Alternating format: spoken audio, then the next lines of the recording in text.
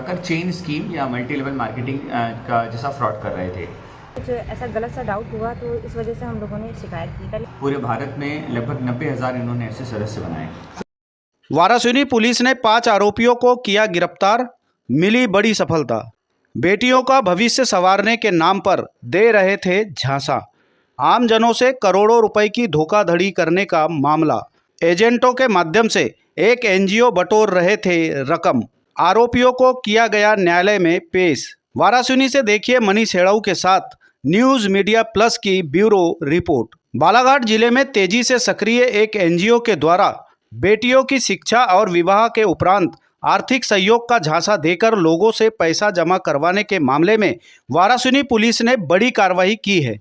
Police ने 5 आरोपियों को गिरफ्तार कर उन्हें न्यायालय में पेश किया है। इस मामले की शिकायत 9 मार्च 2025 को प्रार्थी रंजिता पति अमित फुलमारी के द्वारा वारासिनी थाने में की गई थी, जिसके आधार पर पुलिस ने राजस्थान और बालाघाट से 5 आरोपियों को गिरफ्तार किया है, जो बाकायदा भारत सरकार से मान्यता होने का दावा करके पे टू पे एनजीओ और एजेंटों के द्वारा करोड़ों रुपए वसूल कर चुके हैं। पुलिस की माने तो बालाघाट में 14,000 लोगों से और अन्य राज्यों में 93,000 लोगों से बेटियों का भविष्य संवारने के नाम पर 500 रुपए या इससे भी अधिक रुपए की उगाही किए जाने की बात उजागर हो रही है और यह रकम करोड़ों में है। क्या नाम लिखते हैं आप? रंजीता मिश्रा। कहाँ के रहने वाले हैं आप? वारासिनी। आपने एक थाने में शिकायत की थी, किसी विषय में क्या मामले में शिकायत किए थे? ये हम लोग काम कर रहे थे बेटी बचाओ बेटी पढ़ाओ के माध्यम से, तो हमको कुछ ऐसा गलत सा डाउट हुआ तो इस वजह से हम लोगों ने शिकायत की। पहले उसके बारे में जाने, फिर हमको लगा कि नहीं गलत हो रहा है, तो हम लोग थाने। आप किसी के माध्यम से जुड़े थे? हाँ, हमारे सीनियर है ना। कितने लोगों को अभी तक सदस्य बना दिया? हमारे नीचे तो 25 से 30 लोग हैं मेरे नीचे, लेकिन सीनियर लोग काफ़ी ऊंची सीढ़ी चढ़ चुके हैं। फुलमारी मैडम ये बताएंगे कब से संस्था संचालित हो रही है? सर यहाँ तो 2-2.5 साल से काम शुरू है। अच्छा। इसमें लिंक सिस्टम भी है क्या? हाँ, चैनल सिस्टम है ना। अच्छा। आप उपभोक्ताओं को किस बारे में समझाते थे? उपभोक्ताओं को क्या कहते थे? हम लोग उनसे 550 का दान राशि लेते थे और उनको जब उनके बच्चे की शादी होती थी बेटी की, तो उनको उनका उपहार दिया जाता था। उपहार में 1100 का भी चेक मिलता था और कुछ गिफ्ट आइटम भी मिलते थे। तो ऐसे कितने लोगों को बांट दिया अभी तक आपने? सर मेरे माध्यम से अभी कुछ भी नहीं गया है, बाकी दूसरे जो सीनियर है उनके माध्यम से गए हैं। आपको लगा कि ये लोगों को लूटने और ठगने का काम कर रहे हैं, इसलिए आपने बीच में इनका साथ देना बंद कर दिया और इस मामले को उजागर किया। उम्र का कोई क्राइटेरिया था इसमें? नहीं सर।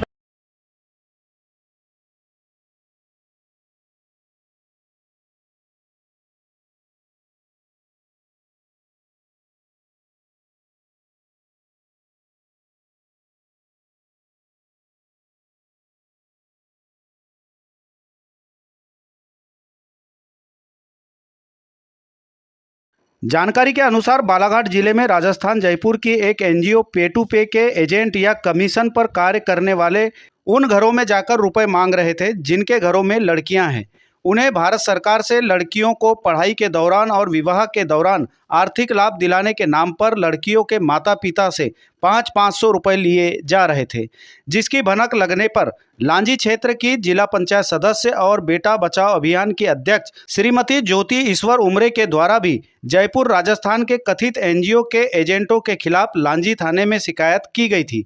उक्त शिकायत के आधार पर लांजी थाने की पुलिस ने एजेंटों से पूछताछ करके इतिश्री कर ली थी, लेकिन वारासिनी पुलिस ने शिकायत के बाद एसपी नागेंद्र सिंह और एडिशनल एसपी विजय डाबर के मार्गदर्शन में मामले के आरोपी कैलाश सिंह जांगीड़ पिता राम स्वरूप जांगीड़ उम्र 33 वर्ष निवासी पुरोहित मोहल्ला का नांगल भरडा थाना चौमू जिला जयपुर राजस्थान और महिपाल सिंह शेखावत पिता जयसिंह शेखावत उम्र 39 वर्ष निवासी जोशी मोहल्ला बिदारा तहसील शाहपुरा जिला जयपुर राजस्थान, हरीश पिता तेजराम मेश्राम उम्र 56 वर्ष निवासी वार्ड नंबर 1 और शंकर सिंह परिहार उम्र 56 वर्ष निवासी वार्ड नंबर 2 भटेरा चौकी बालाघाट को गिरफ्तार कर न्यायालय में पेश किया गया है। पुलिस की माने तो पे टू पे सोशल फाउंडेशन से जुड़े सदस्य आम जनमानस तक पहुंचते थे और उन्हें योजना से जुड़ी बातें जैसे बेटी की शादी होने पर 1 लाख मिलने और कुछ गिफ्ट प्रदान किए जाने के संबंध में जानकारी देकर 550 रुपये की रसीद कटवाने के लिए कहते थे।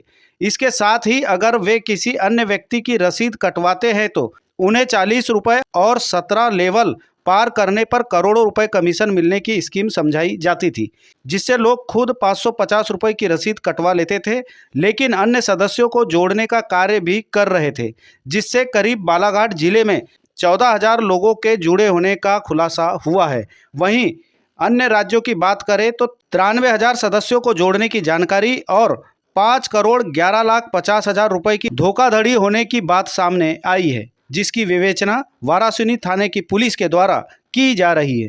इस मामले में अन्य सदस्यों की जानकारी भी हासिल की जा रही है। बालाघाट जिले में 14,000 लोग जुड़े होने का खुलासा हुआ है, तो वहीं अन्य राज्यों से 93,000 सदस्यों को जोड़ने की जानकारी मिल रही है। दिनांक 9 मार्च 2025 को थाना वारासिवनी में रंजीता मेश्राम, जो वार्ड नंबर 4 के निवासी हैं, उनके द्वारा थाने आकर एक आवेदन पत्र प्रस्तुत किया गया। इसमें उनके द्वारा ये आरोप लगाया गया कि एक पे टू पे सोशल फाउंडेशन नाम की एक संस्था है, एक NPO, जो कि बालाघाट वारासिवनी क्षेत्र में आम जनता को एक 550 रुपये की रसीद देकर उनसे ये दान पत्र प्राप्त कर लेती है, 550 रुपये का दान, और उसके आधार पर, जिसके ऊपर, उस रसीद के ऊपर बेटी बचाओ बेटी पढ़ाओ का स्लोगन है, उस रसीद के आधार पर उस योजना का उपयोग करते हुए लोगों से पैसे जमा करवा रहे हैं। ये पैसा वो अपने निजी खातों में जमा करवा रहे हैं और एक बार जमा करवाने के पश्चात जो है वो उनसे बोलते हैं कि आप इस संस्था के मेंबर बन गए तो और लोगों को जोड़िए। तो बेसिकली ये बालाघाट वारासिवनी क्षेत्र की भोली भाली जनता को इस योजना के नाम से उसका दुरुपयोग करते हुए उनसे अपने खातों में पैसा जमा करवाकर चेन स्कीम या मल्टी लेवल मार्केटिंग का जैसा फ्रॉड कर रहे थे। इस शिकायत पे तत्काल गंभीर शिकायत थी, तत्काल वरिष्ठ अधिकारियों को सूचित किया गया। श्रीमान पुलिस अधीक्षक महोदय और अतिरिक्त पुलिस अधीक्षक महोदय के निर्देशन अनुसार थाना वारासिवनी में अपराध क्रमांक 77/25 अंतर्गत धारा 318(4), 111(2) BNS और price sets and money circulation scheme act जो है 1978 का, उसके अंतर्गत सेक्शन 345 में मामला पंजीबद्ध किया गया है। सर, अभी तक इन लोगों ने कितने लोगों की रसीद काट चुके अभी तक ये? इसमें बालाघाट क्षेत्र में जो है लगभग 14,000, जो प्रथम दृष्टया हमको जानकारी है, लगभग 14,000 लोगों की रसीद काटी गई है एवं पूरे भारत में लगभग 90,000 इन्होंने ऐसे सदस्य बनाए। सर, इसमें जो नेटवर्किंग की आप बात कर रहे हैं, तो उसमें जो नेटवर्क में जो काम करने वाले लोग हैं कंपनी को छोड़कर, क्या उनको भी सहयोगी बनाएंगे कि उनके माध्यम से भी पैसा जो कलेक्ट किया गया? इसमें शिकायत के आधार पर अभी 4 नामजद आरोपी हैं, 5 नामजद आरोपी हैं, जिसमें से 4 आरोपी अभी हमने गिरफ्तार कर लिए हैं।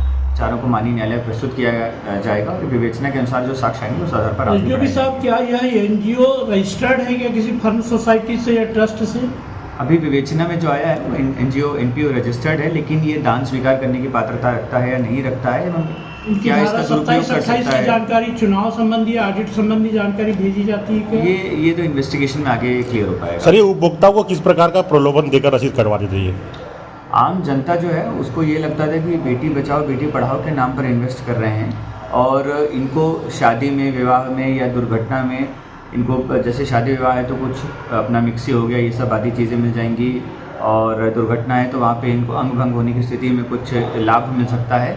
लेकिन इस लाभ के बदले जो है, इस लाभ का उनको वादा करके इनको स्कीम का मेंबर बनाया जा रहा था और मेंबर बना के फिर अन्य लोगों को जोड़ने के लिए प्रोत्साहित किया जा रहा था। वारासिवनी में कितना वोट है सर? बालाघाट वारासिवनी क्षेत्र मैंने आपको बताया लगभग 14,000 लोगों की भी जो जानकारी मिली है। तो सर, अभी जिन लोगों को अपने गिरफ्तार किया है या उनको अपनी अभिरक्षा में लिया गया है, पूछताछ के बाद में और भी खुलासे होने की संभावना है? अभी तो उनको माननीय न्यायालय प्रस्तुत किया जाएगा एवं आवश्यकता होने पर PI। कितने लोग हैं और कहां से गिरफ्तार हुए? जी हाँ, मैंने आपको बताया price sets and money circulation act scheme band जो है उसको लगाया। इतने सारे सदस्य, इसमें किसकी टीम का सहयोग आपके सहयोगियों को मिला देशभक्ति जन सुरक्षा से?